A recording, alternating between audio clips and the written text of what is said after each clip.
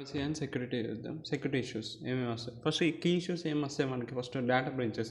ఎందుకంటే unauthorised access చేయొచ్చు. ఎందుకంటే మనం అక్కడ స్టోర్ చేసే sensitive data. Example financial reports use చేస్తాం. ఫైనాన్షియల్ రిపోర్ట్స్, హెల్త్ ఇన్ఫర్మేషన్ అంటే సెన్సిటివ్ డేటా. అంటే అన్ఆథరైజ్డ్ యాక్సెస్ చేస్తారు ఆ సెన్సిటివ్ డేటాని. ఇంకా దీనివల్ల ఏమవుతుంది, మనకి మిస్కాన్ఫిగరేషన్ అవుతుంది, వీక్ క్రెడెన్షియల్ అయిపోతాయి, మన బ్యాంక్ అకౌంట్స్ వేరే వాడుతుంది, ఇంకా ఫిషింగ్, సైబర్ అటాక్స్ అట్లాంటివి అవుతాయి అనమాట. అందుకే data princess is one of the key issues. Key issue data privacy. ఇంకోటి డేటా ప్రైవసీ లేకుండా ఇవన్నీ ఆపుతున్నాయి. ఇవన్నీ సెక్యూరిటీ ఇష్యూస్, మనకు వచ్చే సెక్యూరిటీ ఇష్యూస్. ఇంకోటి డేటా లాస్. ఒక యాక్సిడెంటల్ డిలీషన్ కావచ్చు, హార్డ్వేర్ ఫెయిల్యూర్ కావచ్చు, and ransomware, cyber attacks కావచ్చు. దీనివల్ల ఏమవుతుంది, అందుకే మనం ఏం చేయాలి, రెగ్యులర్గా బ్యాకప్స్ అనేది రిడెండెన్సీ అనేది చేయాలి. సో డేటా ఇంటర్సెప్షన్ ఏంటిది, డేటా మనం ట్రాన్స్మిట్ చేసినప్పుడు ఒక పబ్లిక్ నెట్వర్క్ పైన కెన్ బి ఇంటరప్టెడ్. అంటే ఇంటరప్టెడ్ అంటే లాస్ కావచ్చు. ఇంకా so transport layer security protocol కానీ ఎస్ఎస్ఎల్ కానీ ఇవన్నీ ఎన్క్రిప్షన్ అండ్ విపిఎన్స్ వాడాలి అందుకు. So insider threads. ఇప్పుడు ఎందుకంటే ఇప్పుడు క్లౌడ్ సర్వీస్ ప్రొవైడర్గా మనం డేటా అంతా స్టోర్ చేస్తున్నాం. ఆ క్లౌడ్ సర్వీసెస్ ప్రొవైడర్స్ లోపల క్లయింట్స్ ఉంటారు, వాళ్ళ లోపల ఉన్న ఎంప్లాయీస్ ఉంటారు. సో వాళ్ళని నమ్మలేం. వాళ్ళని ఎంప్లాయీస్ ఆఫ్ అయితే క్లౌడ్ సర్వీస్ ప్రొవైడర్స్ ఉంటారు, క్లయింట్ ఆర్గనైజేషన్స్ ఉంటాయో వాళ్ళంటే మన డేటాని లీక్ చేయొచ్చు, గ్యారెంటీ లేదు కదా. సో జీరో ట్రస్ట్ ఆర్కిటెక్చర్ అట్లాంటిది, ఆడిట్ లాగింగ్ అని చేయాలి. ఇంకా కంప్లైంట్స్ ఛాలెంజెస్.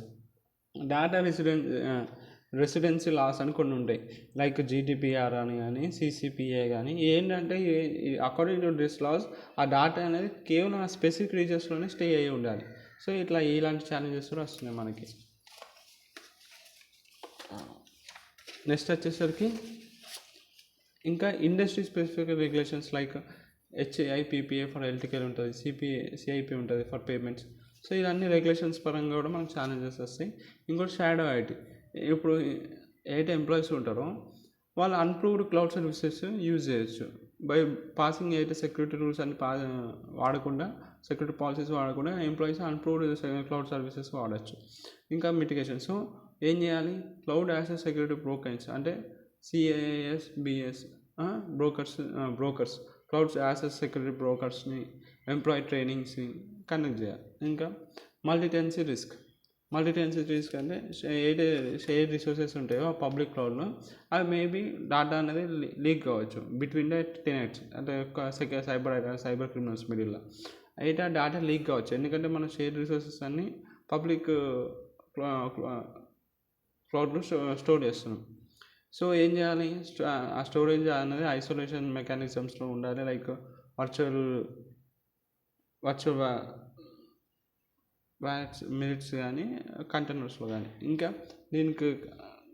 దాన్ని కవర్ చేయడానికి ఇవన్నీ కీ ఇష్యూస్ ఉన్నాయి కదా, దాన్ని ఓవర్కమ్ చేయడానికి మనకున్న మిటిగేషన్ స్ట్రాటజీస్ ఏంటో చూద్దాం. ఎన్క్రిప్షన్. డేటాను ప్రొటెక్ట్ చేయాలి at rest, in transit and during process అయ్యేటప్పుడైనా ట్రాన్స్ఫర్ అయ్యేటప్పుడు మనం ఎన్క్రిప్షన్ చేయాలి. ఇంకా యాక్సెస్ కంట్రోల్ చేయాలి. ఇంప్లిమెంటింగ్ MFA అంటే మల్టీ ఫ్యాక్టర్ అథెంటికేషన్, ఇంకా role based access and least privilege principles. ఎవరికి ఏ యాక్సెస్ ఇవ్వాలో వాళ్ళకే ఇవ్వాలి. మనం యూజర్స్కి రీడ్ ఓన్లీ ఇవ్వాలి, ఎడిటర్స్కి దే కెన్ ఎడిట్. సో అలా ఎవరికి ఏ యాక్సెస్ ఇవ్వాలో అట్లా యాక్సెస్ కంట్రోల్స్ మన చేతిలో ఉండాలి. మళ్ళీ ఇంకేమైనా అన్ఆథరైజ్డ్ యాక్సెస్ చేయాలనుకుని మల్టీ ఫ్యాక్టర్ అథెంటికేషన్ పెట్టాలి. ఇప్పుడు 2-step వెరిఫికేషన్ ఉంటుంది గూగుల్ ఎగ్జాంపుల్. అట్లా మానిటరింగ్ టూల్స్ వాడాలి, లైక్ AWS క్లౌడ్ ట్రైన్ కానీ, అజూర్ మానిటర్ కానీ. అయితే రియల్ టైమ్ ఆడిట్స్ అవుతున్నాయో అవన్నిటిని మానిటర్ చేయడానికి. ఇంకా data loss prevention, detect and prevent unauthorised data షేరింగ్ని డిటెక్ట్ చేయాలి మనం. ఇంకా రెగ్యులర్ ఆడిట్స్ వాడాలి.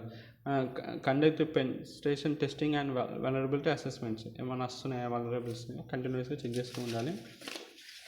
ఇంకా వచ్చేసరికి కంప్లైంట్స్ మేనేజ్మెంట్.